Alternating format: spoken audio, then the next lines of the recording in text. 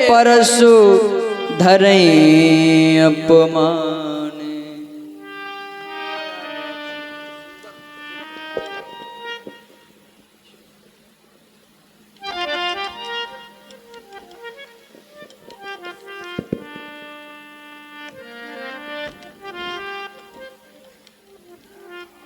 महर्षि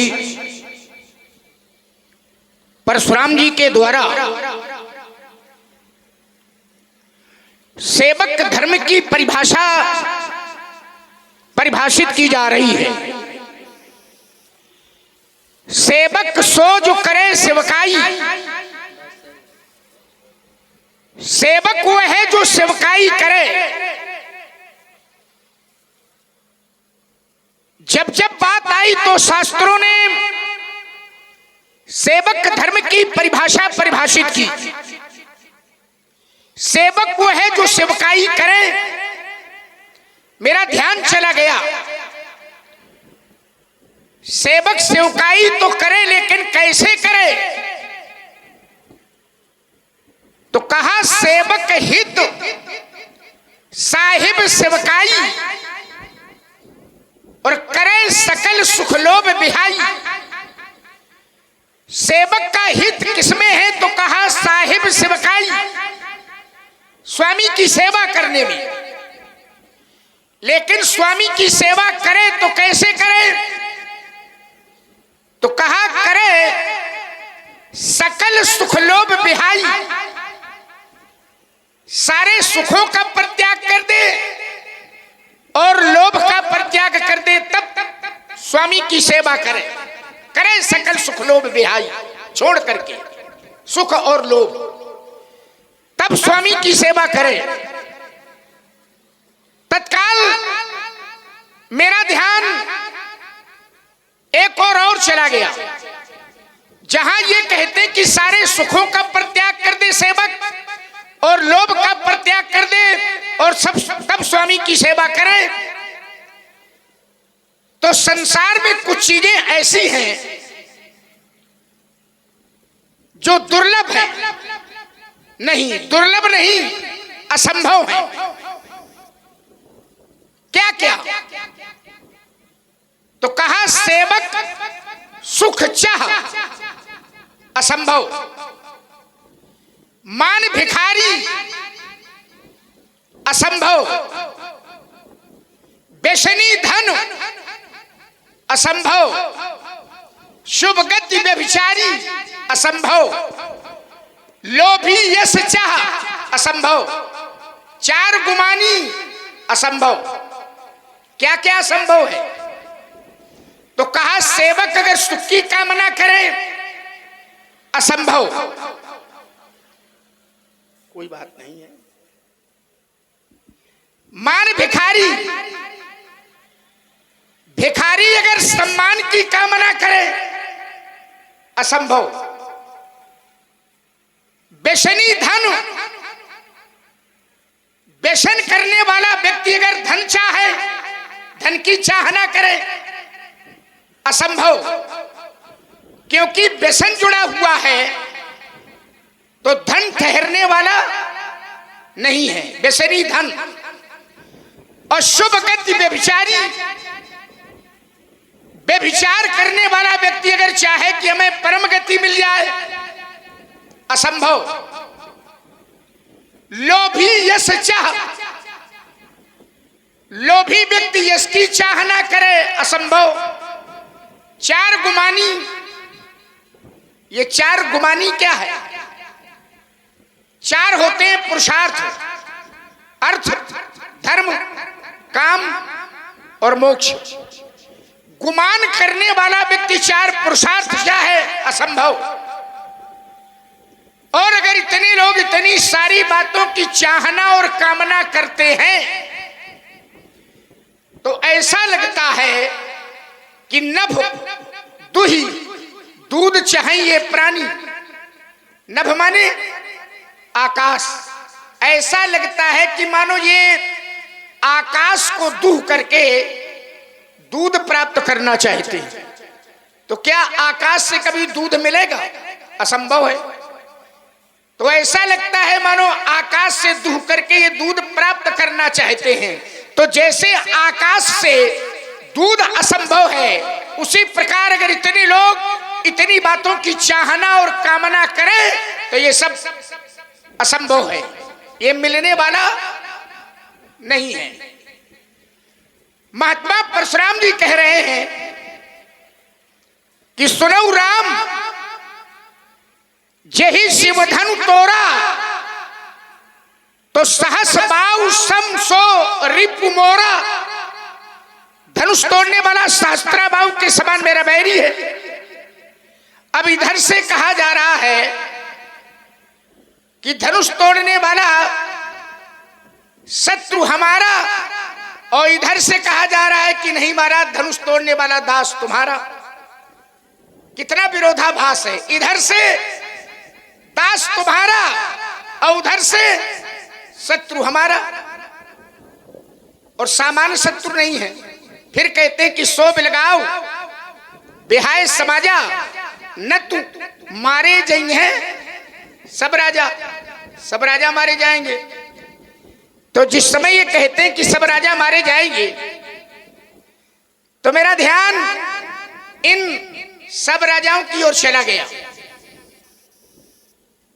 सब राजा, तो सब राजाओं में यहां दो प्रकार के राजा हैं। कौन कौन? तो कहा तपस्या देख भूप अभिलाषे, क्रूर कपूत मूड मन माखे, उठी उठी पहर सनाए अभागे, और जहां तहां गाल बजामन लागे। दुष्ट प्रवृत्ति के राजा। और दूसरे राजा, दूसरे राजा हैं साधु। पहला शब्द है साधु। साधु भूप बोले सुरिबानी कि राज समाजई लाज न जानी। तो एक राजा है दुष्ट राजा और एक राजा है साधु राजा। और महात्मा जी की घोषणा क्या हो रही है कि न तुम्हारे जई हैं सब राजा, सब राजा मारे जाएंगे। मैं सोचने लगा कि जब सब राजा इनके द्वारा मारे जाएंगे तो सब राजाओं में तो दुष्ट राजाओं के साथ साधु राजा भी है, तो क्या इनके द्वारा साधु प्रवृत्ति के लोग भी मारे जाएंगे? और अगर साधु प्रवृत्ति के लोग इनके द्वारा मारे जाएंगे तो इनकी अवतार कोटि है मीन कमट सूकर नरहरि बामन परशुराम बपधरी जब जबनाथ सुरन। अवतार कोटि है। और अवतार होता काहे के लिए है? तो ब्रह्मवाणी में परमात्मा कहता है कि परित्राणाय साधूनाम और विनाशाय च दुष्कृताम। अवतार होता है साधुओं की रक्षा के लिए, अवतार होता है दुष्टों के विनाश के लिए। तो भाई साधु रक्षा के लिए आप आए तो साधुओं की रक्षा करो, दुष्टों का विनाश करने के लिए आप आए हैं तो दुष्टों का विनाश करो। चलो साधु रक्षा के लिए आप आए, साधुओं की रक्षा न करो, लेकिन अगर इनकी रक्षा न करो तो कम से कम इतनी कृपा तो इनके ऊपर करो कि नहीं मारो तो ना। और साधु अगर इनके द्वारा मारे जाएंगे तो न्याय होगा कि अन्याय होगा? ये पुण्य होगा कि पाप होगा? ये धर्म होगा कि अधर्म होगा? और सबसे बड़ी बात तो ये है कि ये कृत्य इनके द्वारा किया जाएगा तो क्या ये अपने चरित्र के साथ न्याय कर पाएंगे? ये बात समझ में नहीं आ रही। अवतार शब्द पर मेरा ध्यान एक अवतार की ओर चला गया। एक कालखंड में एक अवतार अपने सहयोगी के साथ भ्रमण कर रहा था।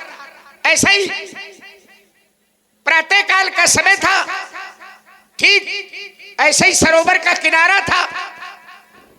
वो महापुरुष सरोवर के किनारे पहुंचा तो उसने अपना धनुष उतारा, नीचे रख दिया, तरकस उतारा, नीचे रखा, तरकस से एक बाण निकाला और उस बाण को भूमि पर गाड़ दिया। नित्य नैमित्तिक कार्यों से निवृत्त हुआ। निवृत्त होने के बाद उस महापुरुष ने अपना धनुष उठाया तरकस उठाया और जिस बाण को भूमि पर गाड़ा था उस बाण को उखाड़ा, और जैसे बाण को उखाड़ा तो ध्यान बाण की नोक पर चला गया। तो देखा क्या कि बाण की नोक में रक्त लगा हुआ है, रक्त खून लगा हुआ है। तो उस महापुरुष ने अपने सहयोगी से कहा कि देखो, ऐसा लगता है कि इस भूमि के नीचे कोई जीव है जो मेरे बाण से आहत हो गया है। उस स्थान की मिट्टी हटाई गई, और जैसे मिट्टी हटाई गई तो देखा क्या, वहां एक दादुर बैठा है।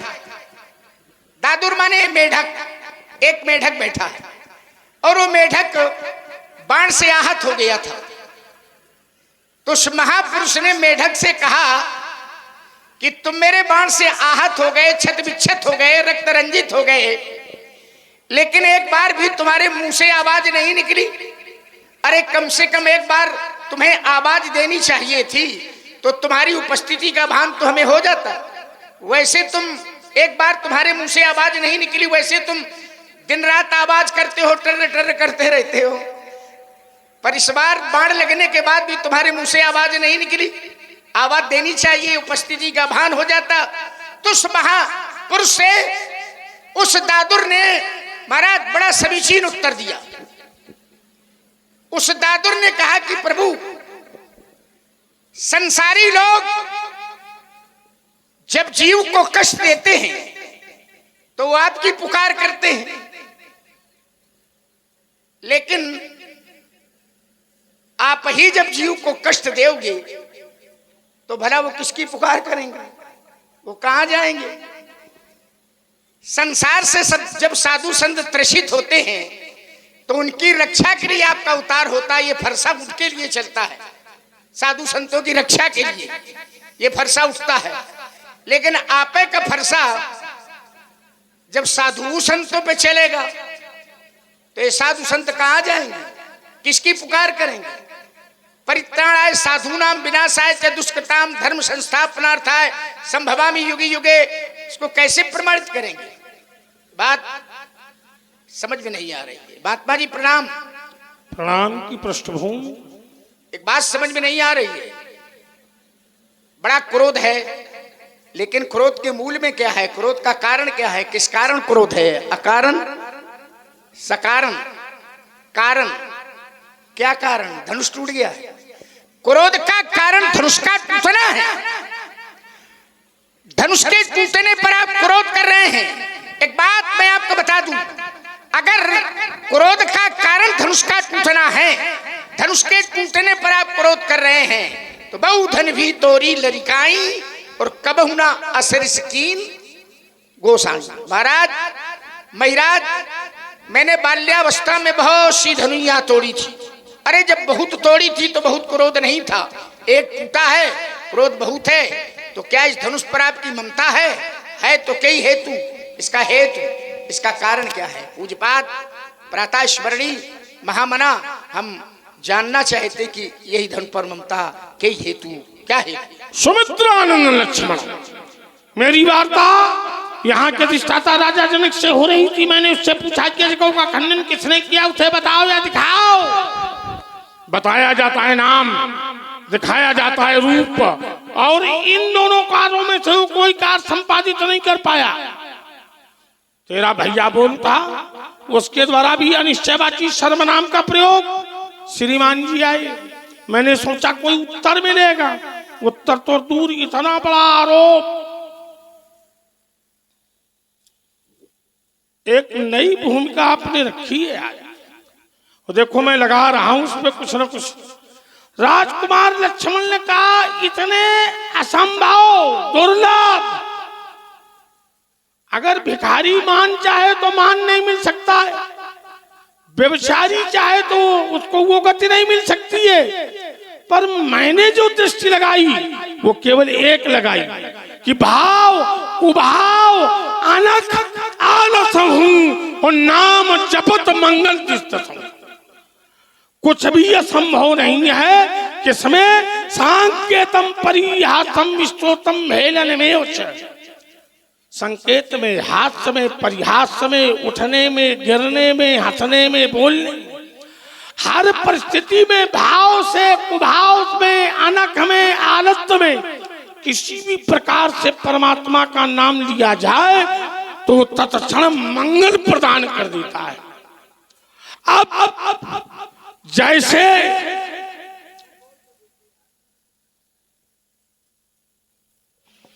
और आप हैं अरुण तिवारी जी। तो सबसे बड़ी बात ये आ गई कि जहां पर नाम स्मरण किया जाएगा, अगर किसी पारमार्थिक व्यक्ति के मन में अगर कोई लौकिक भाव भी आ जाता है तो परमात्मा उसका लौकिक भाव भी पूर्ण करते हैं। हाँ, अरे चलो सब जग जाएगा। और यहां पर यही हुआ है। राजकुमार लक्ष्मण ने कहा परित्राणाय साधूनाम विनाशाय च दुष्कृताम। संसार में यहाँ पर दो प्रकार के राजा हैं, साधु राजा, दुष्ट राजा। अगर आप साधुओं को मारेंगे तो न्याय होगा कि अन्याय होगा, धर्म होगा कि अधर्म होगा, पाप होगा कि पुण्य होगा? तो मैं ये कह रहा हूं कि न्याय होगा, क्योंकि न्यायात अपने बंधु को भी दंड देना न्याय है। न्याय पीठ पे बैठ करके अगर अपना कोई संबंधी, रिश्तेदार, नातेदार, भाई, पिता है तो न्याय करना चाहिए उसके। राजकुमार लक्ष्मण अगर साधु अन्याय का साथ देते हैं तो क्या वो दंड के पात्र नहीं होते? क्या न्यायपालिका उन्हें ये कह करके छोड़ देगी कि साधु हो चाहे जो कुछ करो ना? जब जब साधुओं ने ऐसा कोई कार्य किया तो उन्हें दंड मिला और प्रमाण मैं दे रहा हूं। एक प्रमाण मैं अपने घर से दे रहा हूं, एक प्रमाण मैं तुम्हारे घर से दे रहा हूं। हमारे बाबा भृगु साधु थे, शिव विरोध में यज्ञ हुआ, रिभु नाम के देवताओं को उपस्थित करवा करके शिव गणों को मरवाया तो साधु थे, फिर दंड न मिलता, फिर दाढ़ी क्यों नोची गई? ये बात सिद्ध करती है कि साधु भी अगर अन्याय का साथ देते हैं तो दंड के पात्र होते हैं। दूसरा प्रमाण तुम्हारे यहाँ से, तुम्हारे यहाँ एक राजा हुआ है नभक, नभक के नाभाग, नाभाग के अम्बरीश, और अम्बरीश के यहाँ दुर्वासा पधारे। दुर्वासा साधु थे, राजा ने निमंत्रण दिया, विलंब से पहुंचे। राजा ने केवल जल से आचमन कर लिया तो साधु थे दुर्वासा, उन्होंने कृत्या उत्पन्न कर दी तो साधु थे, दंड न मिलता, फिर सुदर्शन चक्र पीछे पीछे क्यों दौड़ा? तो ये बात सिद्ध करती है कि साधु अगर अन्याय का साथ देते हैं तो दंड के पात्र होते हैं। राजकुमार लक्ष्मण ने कहा कि बहु धनु ही तोरी लड़काई, कबहुना सरिस कीन गोसाई। मैंने बाल्यावस्था में बहुत सी धनुइयां तोड़ी है, थोड़े होंगे जहां थोड़े होंगे, उनसे मेरा कोई प्रयोजन नहीं। वहां गए थे तोड़े और यहाँ गया है तोड़ा, और आज हम ढूंढ लेंगे किसने है तोड़ा। रही बात ममता की, डंके की चोट पे कहता हूं कि ममता है। ममता दो प्रकार की, एक व्यवहारिक, एक पारमार्थिक।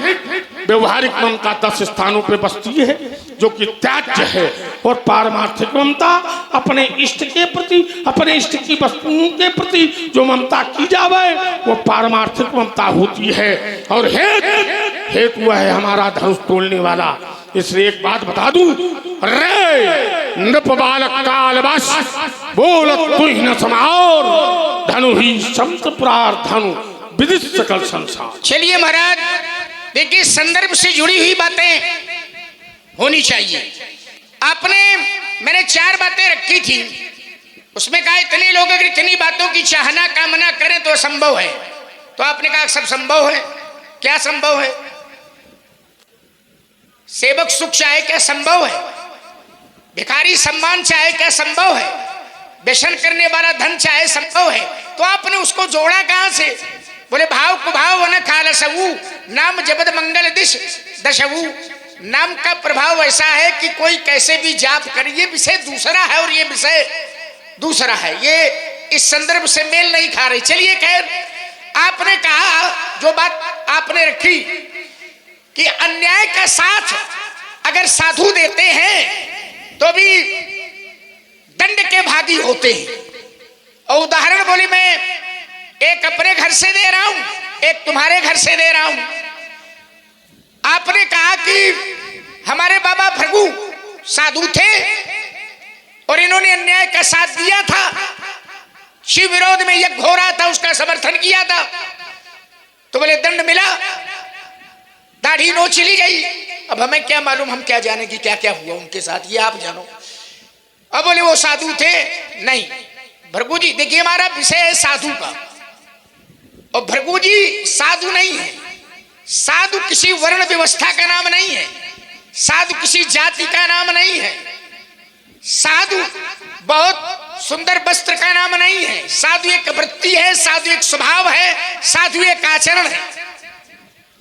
जब जब साधु की बात आई तो उसका न कुल बताया गया होगा, वर्ण बताया गया होगा, चरित्र बताया गया होगा। साधु चरित्र, शुभ चरित्र कपासु। आपने कहा भृगु जी तपस्वी हो सकते हैं, ब्राह्मण हो सकते हैं, भृगु जी ज्योतिषाचार्य बहुत बड़े हो सकते हैं, भृगु संहिता का निर्माण किया है, हो सकते हैं। ब्रह्मवाणी में परमात्मा ने उनके लिए कहा, महर्षि राम भृगु अहम, मैं महर्षियों में ब्रह्मर्षि हो सकते हैं, तपस्वी हो सकते हैं, लेकिन साधु नहीं हो सकते। और हमारी बात साधु की है, तो बोले दंड मिला। दूसरा उदाहरण दिया अपने दुर्वासा का, बोले दुर्वासा साधु थे, अम्बरीश को कष्ट दे दिया, भगवान ने सहन नहीं किया, चक्र सुदर्शन छोड़ दिया, और बोले दुर्वासा भी साधु थे। हाँ, अब दो ही तो संसार में साधु बचे हैं, एक आप और एक दुर्वासा। अरे दुर्वासा साधु है, वो भी तपस्वी है, वो भी ब्राह्मण है। साधुओं का जो चरित्र होता है, मैंने पढ़ा है, साधु नियमावली को जाना है, तो साधु नियमावली में साधुओं के लक्षण मैंने पढ़े हैं। साधु कौन?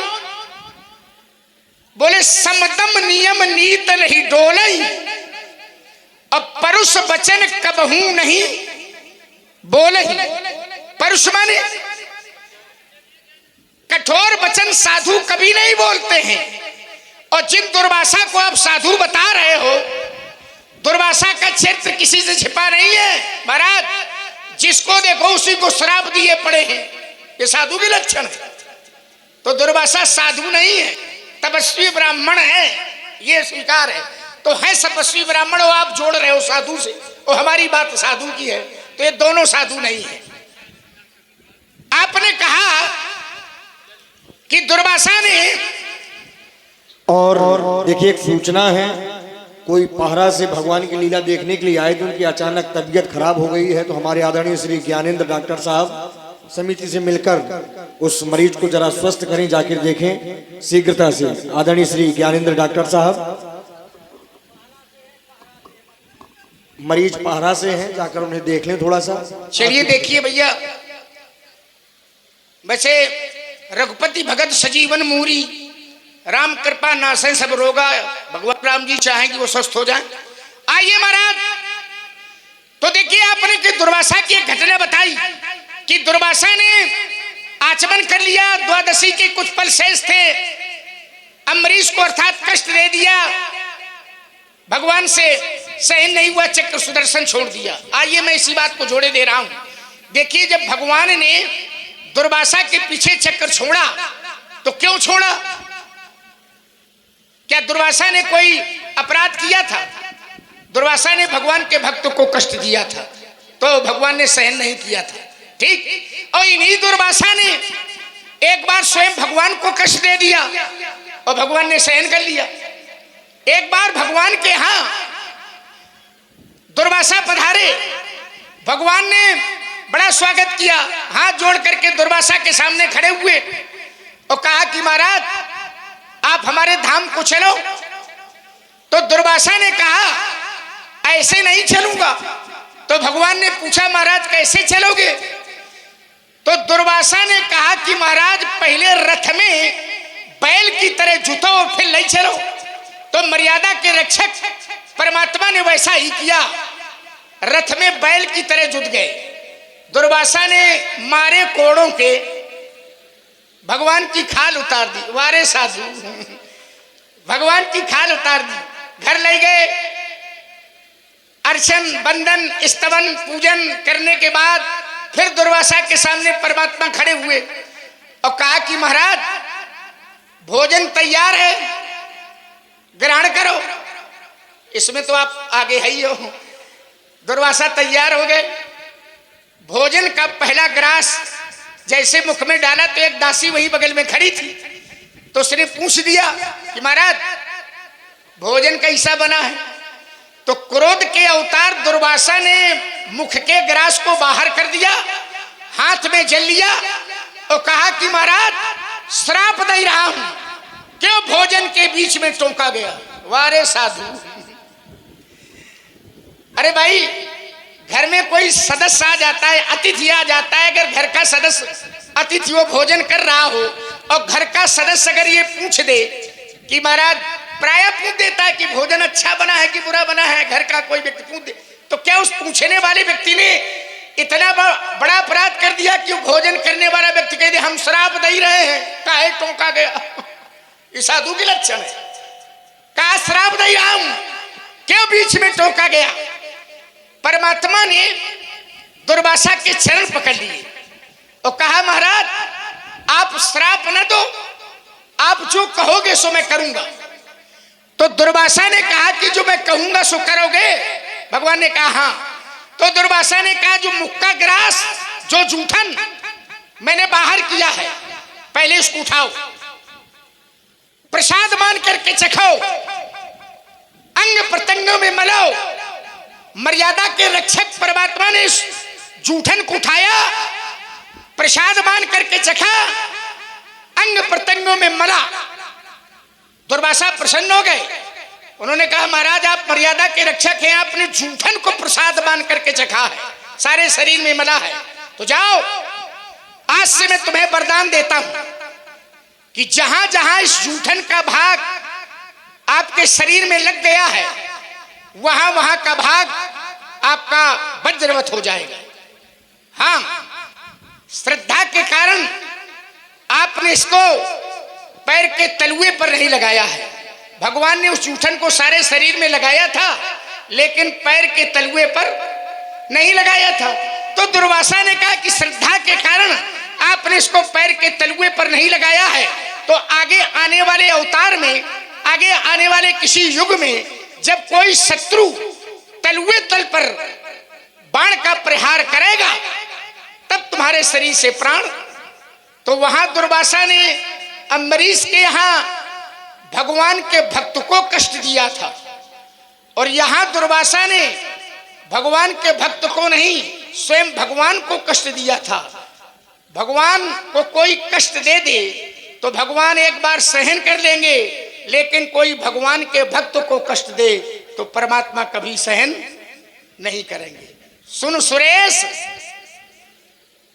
प्रमाण में दे रहा हूं आपको, आपने वो चूंकि घटना जोड़ी है इसलिए उस घटना से घटना जोड़ी दे रहा हूं। सुन सुरेश, रघुनाथ स्वभाव और निज अपराध रिसा ही न काऊ।